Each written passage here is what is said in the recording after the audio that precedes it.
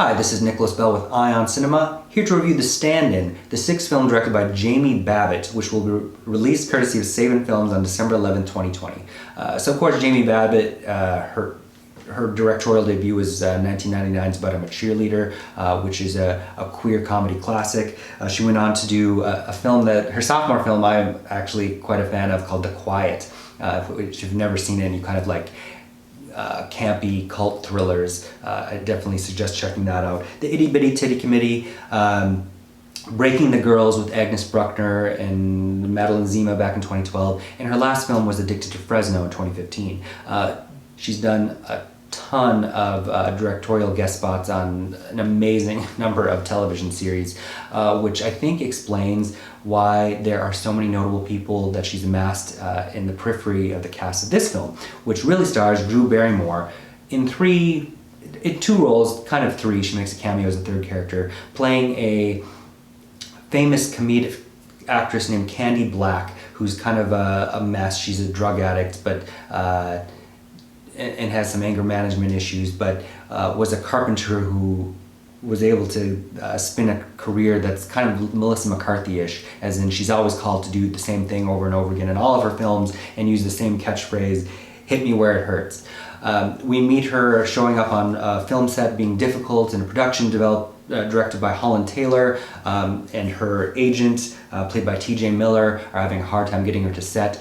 Her stand-in is Paula, also Drew Barrymore, who has a fake nose on and different hair and makeup and speaks in a higher tinny voice, who everybody's very rude to.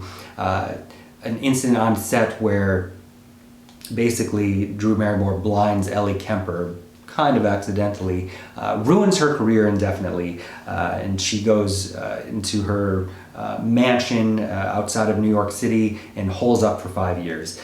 She of course hasn't been paying her taxes. Her excuse was that she was drunk, and a judge orders her to serve 3 months in a rehab facility. But she's also, in this 5 years, pursued her career, her desires to be a carpenter, and has met a man that has never seen her and she has never seen on some carpenter match site.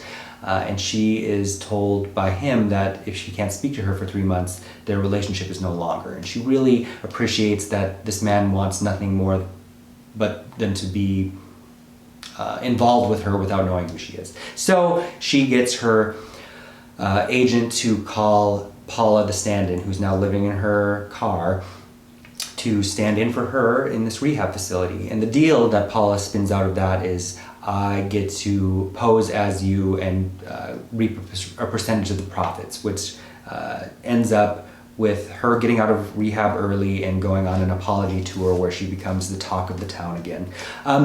It was written by Sam Bain, who wrote 4 Lines, which I think is an excellent black comedy, and also Corporate Animals in 2019.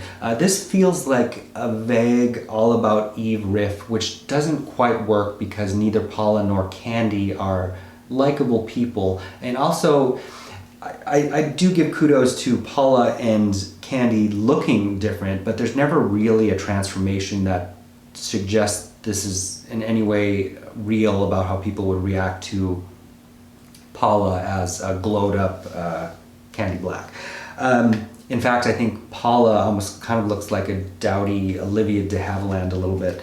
That said, I did really like the soundtrack. Babbit has a good ear for some great musical selections.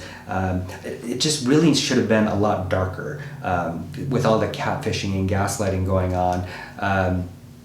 But really formidable cast, like a cameo of all kinds of people playing themselves across various talk shows, but also TJ Miller, Ellie Kemper, Andrew Rannells, Holland Taylor, Lena Dunham, Michelle Buteau, Charlie Barnett, and then of course Michael Zegen as the love interest Steve, who actually is hiding his real identity as well. This just felt like a missed opportunity considering Barrymore's own celebrity persona, from a child star to a troubled teen, etc., that I think this material could have been shaped to make this feel very meta. And it's just disappointing that we never get to see Barrymore look great. And considering this is her first theatrical cinematic feature since Catherine Hardwicke's Miss You Already back in 2015, which of course she's been doing the Santa Clarita Diet, which is also kind of a sly reinvention of her cutesy image. So I can appreciate, and you know, she is giving it her all. There's a lot of work put into these dual characterizations, and as I said, there's the stand-in of the stand-in is also Drew Barrymore, come to find. But overall, it just doesn't feel as zesty. It doesn't pop like it should. I would give the stand-in 2 out of 5 stars. Thank you. Hey, this is Eric from MyOnCinema.com. If you want to support us, subscribe below. For more reviews, interviews, film festival coverage from Sundance, Cannes, Toronto, you want to check out these guys on this side.